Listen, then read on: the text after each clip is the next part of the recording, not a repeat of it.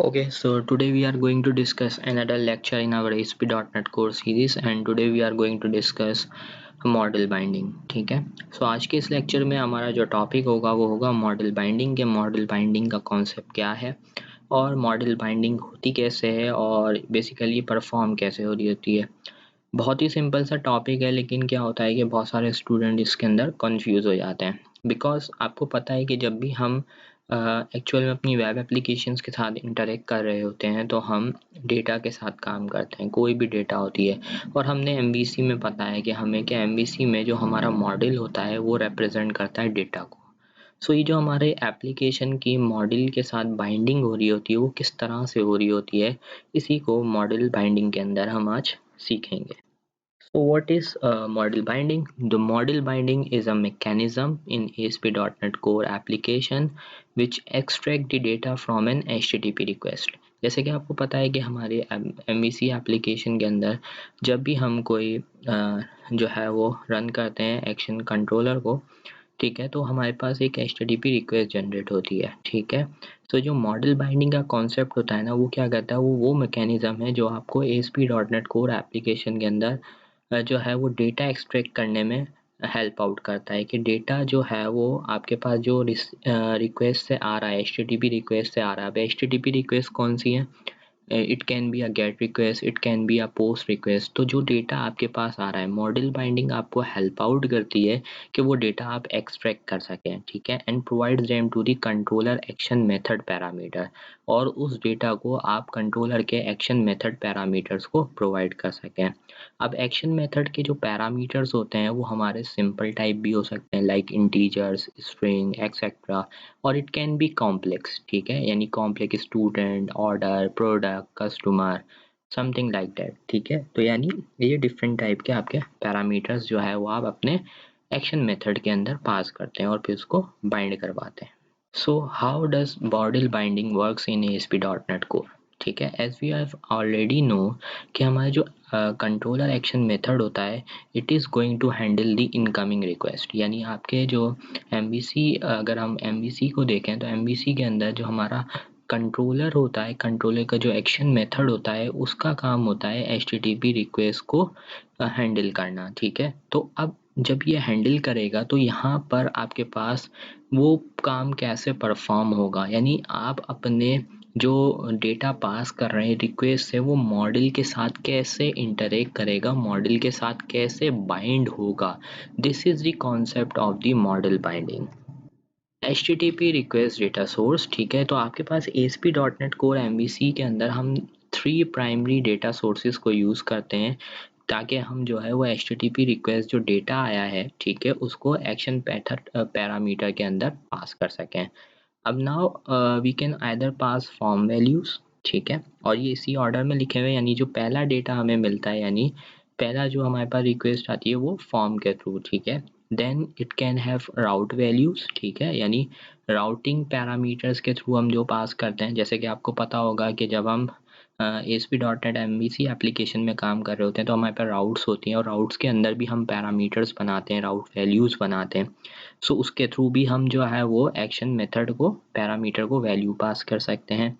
और then we can also pass the value using the query string. ठीक है, तो हम क्यूरी स्ट्रिंग के थ्रू भी जो है वो वैल्यूज़ पास कर सकते हैं by adding the question mark character. ठीक है, सो अब हम चलते हैं विजुअल स्टूडियो की तरफ और वन बाय वन इसको डिस्कस करते हैं।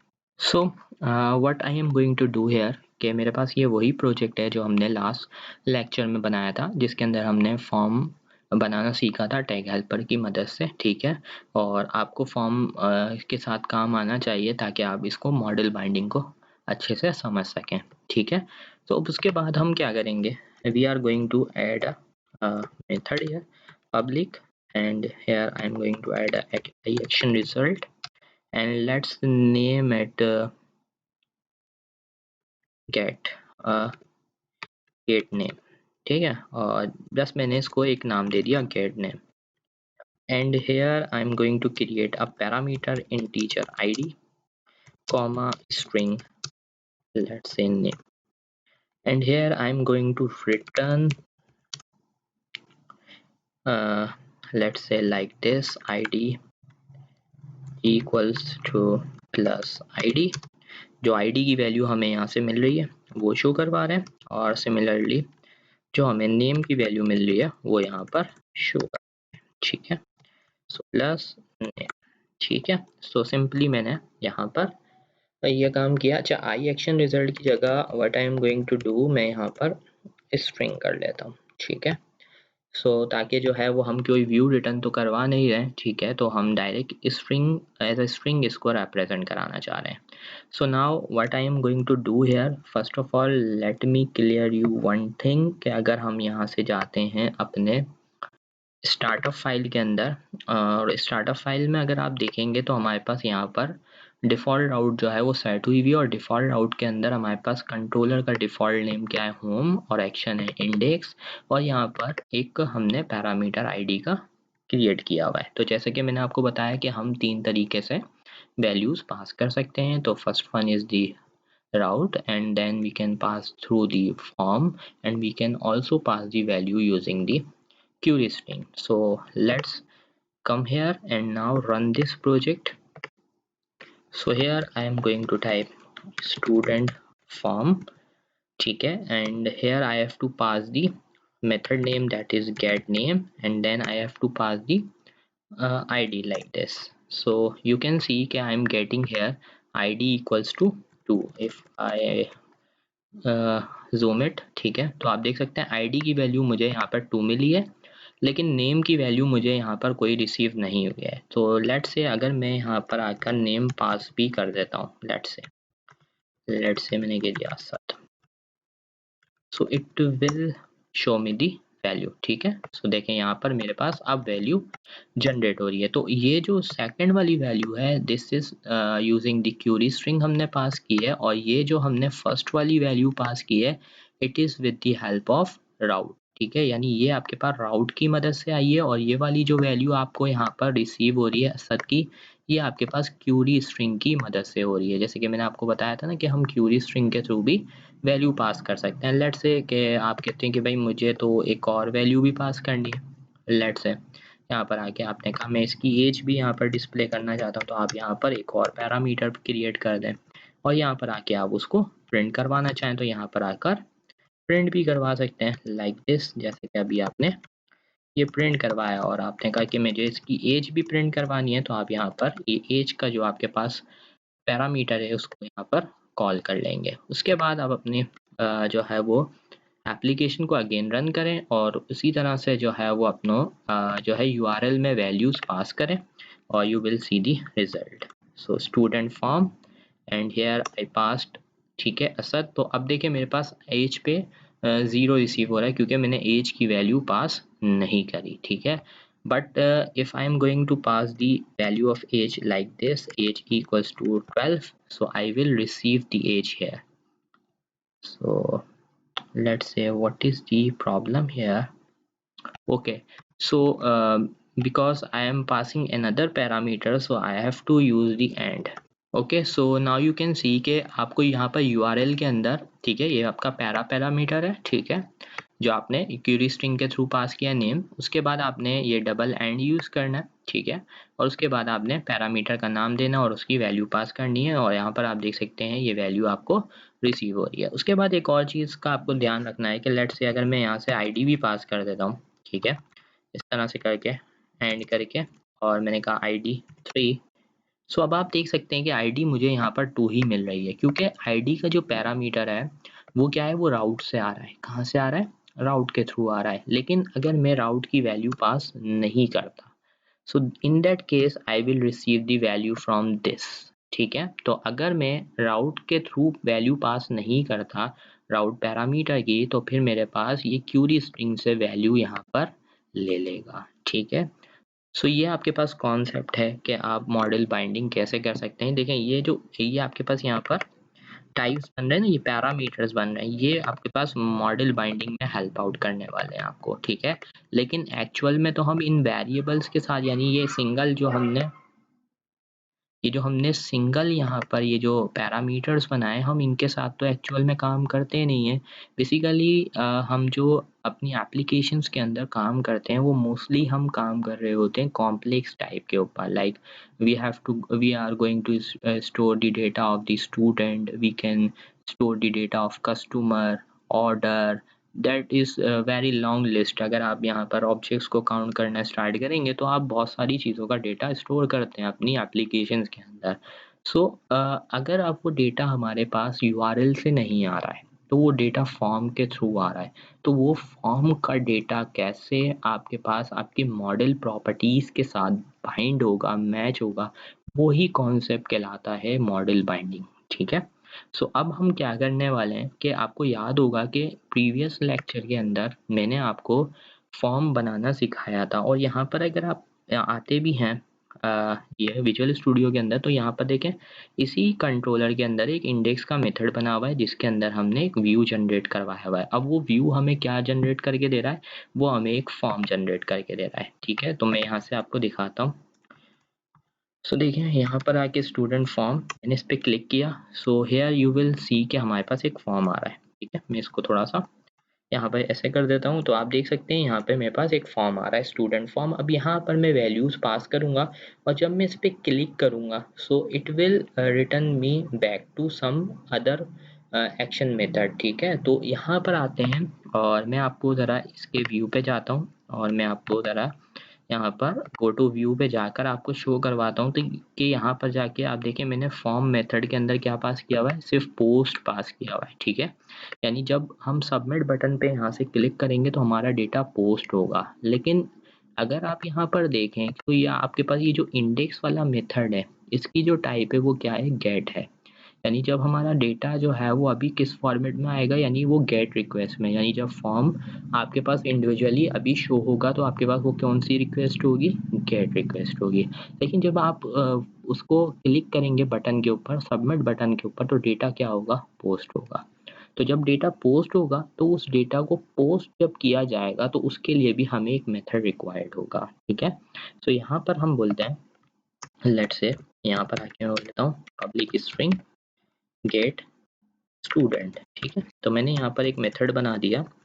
अब यहाँ पर मेरे को क्या करना है, यहाँ पर आकर मुझे वेरिएबल्स पास नहीं करने, अब मुझे स्टूडेंट का डेटा चाहिए। तो यहाँ पर आके मैं स्टूडेंट का ऑब्जेक्ट बनाऊंगा और यहाँ पर मैंने ये ऑब्जेक्ट बना दिया। अब यहाँ पर मुझे कुछ रिटर्न करवाना है। फिलहाल मैं यहाँ पर लिख देता हूँ, यहाँ पर मैंने just a null value pass कर दी। ठीक है, सो अब क्या होगा कि जब मैं बटन पे क्लिक करूंगा तो ये जो एस है that is responsible for binding the values with the form controller, यानी आपका जब फॉर्म से जो डेटा आ रहा है, ठीक है, फॉर्म से जो डेटा आ रहा है उधर जो आपने मॉडल प्रॉपर्टीज के साथ फॉर्म क्रिएट किया है by using the tag helper. ठीक है, तो अब वो क्या करेगा कि वहाँ से डेटा लेगा और वन बाय वन उन प्रॉपर्टीज के अगेंस्ट में वो वैल्यू पास कर देगा, और वो वैल्यू फिर हम यहाँ पर उस एस ऑब्जेक्ट के थ्रू क्या करेंगे, यूज करेंगे, क्या करेंगे, यूज करेंगे। ठीक है, so first of all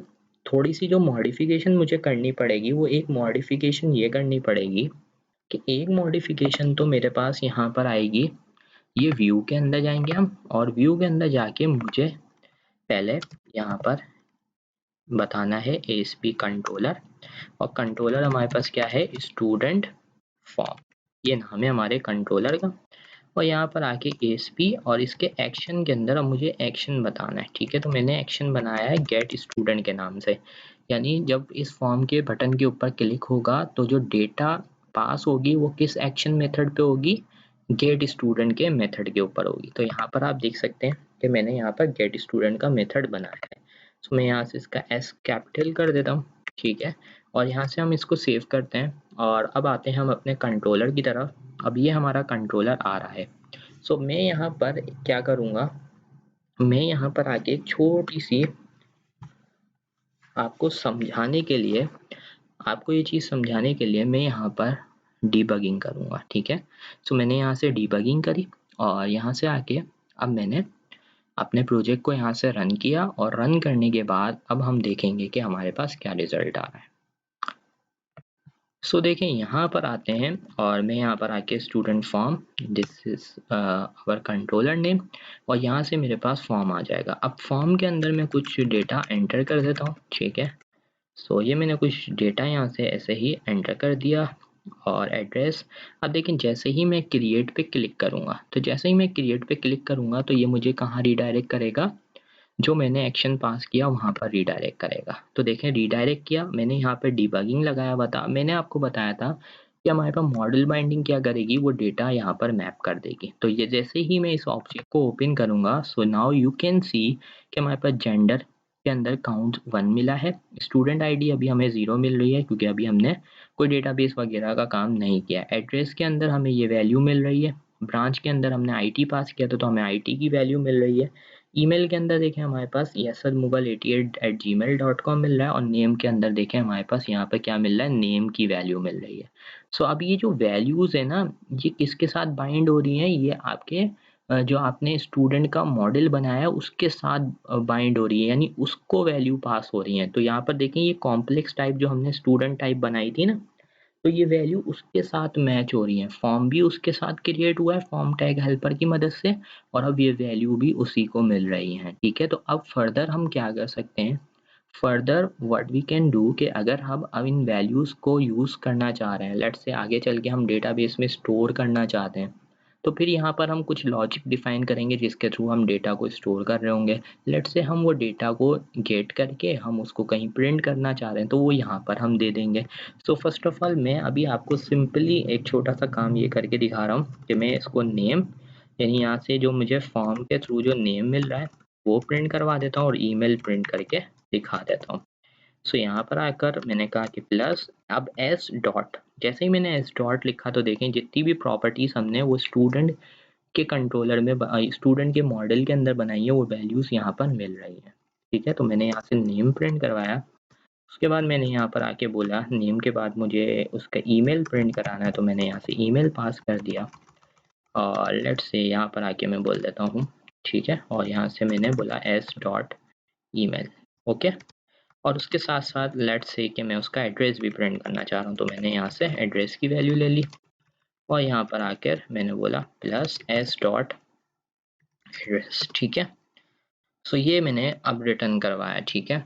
so अच्छा, एक और चीज़, क्योंकि ये मैंने स्पेसिफिकली बताया है गेट स्टूडेंट के लिए, आप स्पेसिफिकली ये भी कर सकते हैं कि अगर आप सेम नाम से मेथड बना रहे हैं, यानी आप बोलते हैं कि भाई मुझे उसी फॉर्म के ऊपर वैल्यू पास करनी है, तो फिर उन इन दैट केस आपको अगर इसी नाम से एक मेथड बनाना है तो फिर आपको उसके ऊपर H T T P verb define करना पड़ेगा। जैसे मैंने यहाँ पर आके कर देता हूँ H T T P post. तो अब मैं यहाँ पर ये डिफाइन कर रहा हूँ कि ये मेथड कब रन होगा, ये तभी रन होगा जब ये पोस्ट रिक्वेस्ट के थ्रू आएगा, यानी जब बटन पे क्लिक होगा या कोई इवेंट जनरेट होगा, यानी जब आपकी HTTP रिक्वेस्ट टाइप क्या होगी, आपके पास पोस्ट होगी, तभी ये मेथड एग्जीक्यूट होगा। जबकि ये वाला जो मेथड है ये गेट टाइप पे रन हो रहा है, ठीक है। ये वाला मेथड कब रन हो रहा है, जब हमारे पास फॉर्म शो हो रहा है, जैसे ही फॉर्म पे क्लिक होता है तो हमारे पास यहाँ से HTTP पोस्ट करके डेटा आता है और ये एस ऑब्जेक्ट के अंदर हमें रिसीव हो रहा है और उसके बाद हम इसको वहाँ पर रिटर्न करवा रहे हैं। तो एक बार मैं इसको आपको रन करके दिखाता हूँ और उसके बाद हम जो है फर्दर डिस्कस करते हैं। तो यहाँ से मैंने स्टूडेंट फॉर्म का जो हमारा फॉर्म है उसको यहाँ पर रन कर लिया। अब यहाँ पे मैं कुछ वैल्यूज पास कर देता हूँ, let's say asad@gmail.com and branch पास कर दी मेल, एड्रेस में बोल दिया let's say Hyderabad, and now I am going to hit the create button. जैसे ही मैंने यहाँ से क्रिएट बटन पे हिट किया, so now you can see कि हमारे पास यहाँ पर नेम की वैल्यू भी रिसीव हो गई, यहाँ पर हमारे पास ईमेल की वैल्यू रिसीव हुई और यहाँ पर हमारे पास एड्रेस की वैल्यू रिसीव हुई, ठीक है। तो जैसे कि मैंने आपको शो करवाया था डिबगिंग करके कि जो भी डेटा फिर हम फॉर्म के थ्रू पास करेंगे तो वो हमें इस ऑब्जेक्ट में मिल जाएगा और उस ऑब्जेक्ट के थ्रू हम क्या कर सकेंगे, उस पर्टिकुलर ऑब्जेक्ट के साथ वर्क कर सकेंगे, ठीक है। तो ये सारा कॉन्सेप्ट था मॉडल बाइंडिंग का। आई होप आपको ये कॉन्सेप्ट क्लियर हुआ होगा कि मॉडल बाइंडिंग किस तरह से वर्क करती है और मॉडल बाइंडिंग के साथ हम किस तरह से काम कर सकते हैं। तो आज के इस लेक्चर के अंदर इतना ही, इंशाल्लाह नेक्स्ट वीडियो में एक नया टॉपिक डिस्कस करेंगे। सो तब तक के लिए अल्लाह हाफ़िज़।